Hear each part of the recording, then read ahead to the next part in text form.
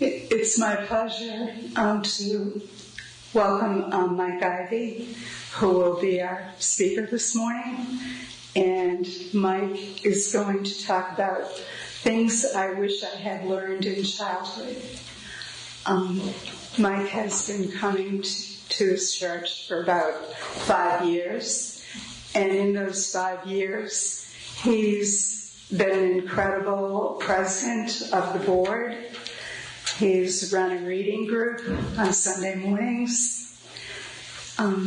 He's been a guest speaker and shared some wonderful personal insights with us. And I'm sure you'll enjoy his talk this morning. Mike?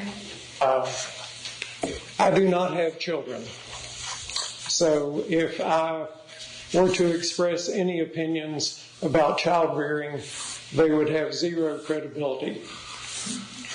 However, I once was a child, as were all of you, and so I believe if we reflect on our own childhoods, there may be some insights to be gleaned from what we did and didn't experience as children. And so my talk today is things I wish I had learned in childhood. And these are in no particular order. I wish I had learned useful skills. How to make things, repair things, grow things. My dad was a carpenter for about the first 20 years of his adult life. He had a nice collection of carpentry tools, and he occasionally made things like bookshelves for the house. I got to watch him make things sometimes, but he never taught me to make so much as a birdhouse. And so seems like a missed opportunity. My mom was a good cook. She let me hang out in the kitchen when I was a kid, but never taught me to cook. My dad grew up on a farm. The closest thing to agriculture that I had any exposure to, he set out a few tomato plants a few summers. I got to watch him do it, but not participate. So I had no childhood experience with gardening or growing things. Now I will acknowledge when starting when I was about 8 years old, my dad taught me to shoot. So we went target shooting, and eventually he bought me a kid's .22 rifle, and so it was nice to learn a skill like that. However, it didn't have a whole lot of there were not many opportunities to put that to use since we weren't subsistence hunters or anything like that. And he did try to teach me to fish. We went out with cane poles and a can of worms. And so my first response was, but doesn't it hurt the worms when you put them on the hook? So my education in fishing really didn't get very far. But and then of course in school, I do believe that the reading, writing, and arithmetic part of elementary school is valuable. Those are valuable, useful, practical skills. And I'm glad they teach that stuff. Beyond that, I think I had a lot of my time wasted with things that were of very little value. My life has not been enriched by memorizing the state capitals or the presidents of the United States. or a whole lot of the other stuff that time was devoted to in school. And I think of that time as a missed opportunity to learn useful things. And the reason I think this is important, being able to do something useful and practical is a source of pride. If you can say, yes, I can do this, it has value. We talk about self-esteem in children. Well, being able to actually do things is a good source of self-esteem. And so I think that's a very important part of education that doesn't get much attention. I wish I had learned a second language when I was little and able to absorb language. Now, there was probably no opportunity for that. I mean, I was growing up in Bristol in the 50s and 60s, so probably nobody around that would have been a good teacher of a second language. But I wish I had experienced that, because I think it keeps your brain from getting stuck in one pattern of thinking. And of course, by the time I got to elementary school, we had the visiting Spanish teacher who would come in 2 or 3 times a week and give us a Spanish lesson. And I seem to recall that she spoke Spanish with a pretty noticeable East Tennessee accent. And but you know, it's not the same as just being exposed to it when you're in that period of childhood when you take it in. I wish I had learned to make mistakes.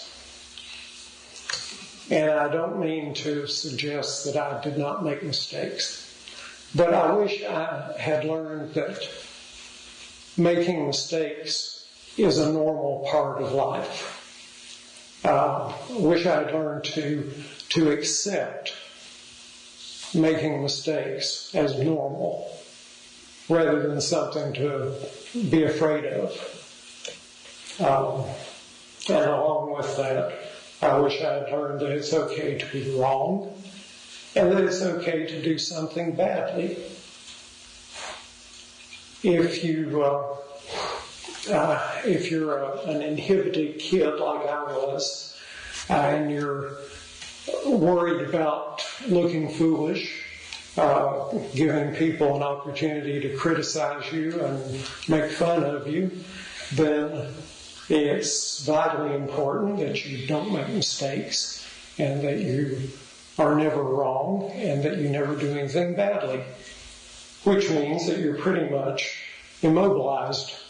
You don't attempt things that you might not immediately be good at. So I wish I had been taught from a young age that it's better to try things and make mistakes and maybe do something badly than to not try it and not worry about whether you look foolish or not. Of course, there were influences in my childhood that made me pretty sensitive to criticism, primarily my dad. So I had something to overcome there. But eventually, by the time I was in high school, I had a couple of friends that played tennis. And so I started playing tennis with them. I was never any good at tennis, but I kept playing, and I enjoyed playing tennis badly. And even for years afterwards into adulthood, I still enjoyed playing tennis badly. It's good if nobody was on the adjacent court. But, the ball's coming over there is an annoyance to them. But I think there's nothing wrong with doing something badly if that's the way you do it, and if it's something you get any satisfaction out of, then go for it. I wish I had learned that it's okay to be disapproved of. Mike, turn off the microphone. I can't sound talk. There.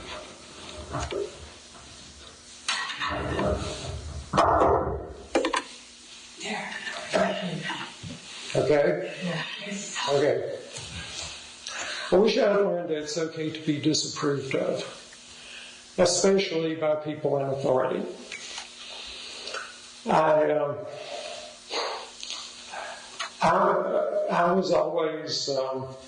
was always trying to be the good kid. Follow the rules, do what's expected, and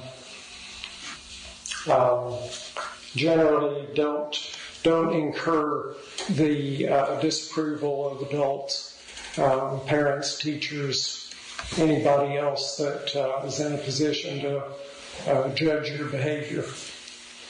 All through my school career, I was never once sent to the principal's office, and I would have been horrified if I had been. And I suspect my mother would have been horrified if I had been. Well, I might have been a more well-rounded, better adjusted kid if I'd done a few things that got me sent to the principal's office. These days, I think challenging authority is one of the most constructive things we can do. Now, I suppose if you're a child, there are limits to how far you want to carry that. But getting out of that attitude of always being good and always being approved of, I think I would have just been a generally healthier kid. I wish I had learned to say no. So I was also taught as a child that you should be polite, you should be considerate of other people, you should be considerate of other people's needs and desires. And somehow I got the unstated but clear message that other people's needs were more important than mine. And so it was, if somebody asked me to do something and I didn't really want to, and it was an inconvenience, I'd still do it because, you're supposed to be nice to other people and help other people out. And so I just wish that along with that, I had been taught that my own needs were important too. I wish I had been taught that my needs are just as important as those other people's needs. I wish I had learned to talk about my feelings. Now, as many of you know, my mom's family were all a bunch of repressed Lutherans, and not only did they not talk about their feelings, they hardly expressed them. So the idea of actually talking about your feelings was totally foreign. the message I got was, your feelings are your own business and nobody else wants to know about them. And so, and then my dad certainly never talked about feelings. He, the only emotion he expressed freely was anger, which was kind of erratic. He'd get aggravated about something and blow up about it, and that was pretty unpredictable. But other than anger, he was not inclined to express any feelings at all. And so, just the very concept of talking about your feelings was so foreign to my experience that it wasn't even something that would occur to me. So, of course, I got into adolescence and young adulthood with all kinds of repressed, unexpressed feelings and not knowing what to do with them, and generally being a somewhat neurotic teenager and young adult. So I think kids need to be encouraged not just to express their feelings in the usual ways, but actually talk about them. Talk about what you're feeling. And I wish I had learned to be part of a community. I did have some extended family. We didn't see my dad's side of the family much because they weren't close by. They were pretty good distance away. My mom's family, we would all get together at my grandparents' house for Thanksgiving and Christmas and Easter, and we'd have a holiday meal and everybody sit around and talk and that sort of thing. So that was the extent of any sense of community I had. The church that my mom and I attended when I was a kid, I never felt any sense of community there, and we never really knew our neighbors. I mean, if there were children in the neighborhood, I would sort of know the kids, but my parents didn't seem to know the neighbors except maybe to just say hi and wave, and never had friends over for dinner and never went to friends' houses for dinner, and so I just grew up without any concept of being a part of a community, and I think that's a great deficiency in my life. I mean, I was well into adulthood before I even started to think about the value of being part of a community. And so I wish I had experienced that in my childhood. Now, to balance this out, I will mention two things that I'm glad I did learn in childhood. Although learn might have to be in quotes, I'm not sure how I came by this. I'm glad I learned to laugh. Apparently, from a very young age, I was kind of a playful, mischievous sort of kid, and I laughed a lot. So I'm told that when I was old enough to walk, but still eating baby food, that I would go to the kitchen and get a jar of baby food and carry it to the bathroom and throw it in the bathtub and smash it to bits.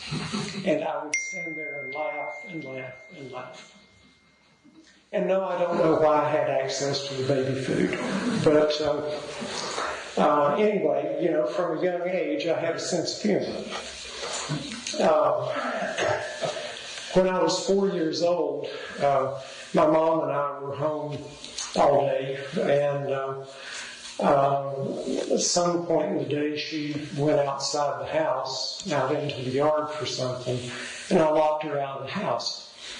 And she kept telling me, you know, to let her in, and I just stood there and laughed and laughed and laughed. And I don't know how she got in eventually, but so anyway, laughter has served me well all my life. I have continued to have the ability to laugh, and I'm very thankful for that. Although, you know, I don't know if I learned it or if it was innate, but I'm glad that was part of my childhood.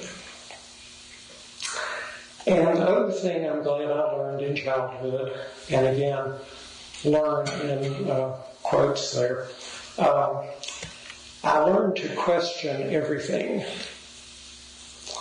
I can't imagine that I picked this up from anyone that was around me as I was growing up, because nobody in either of my families was inclined to question things. But this has been part of my personality from as far back as I can remember, much to the annoyance of all the adults in my life when I was a kid.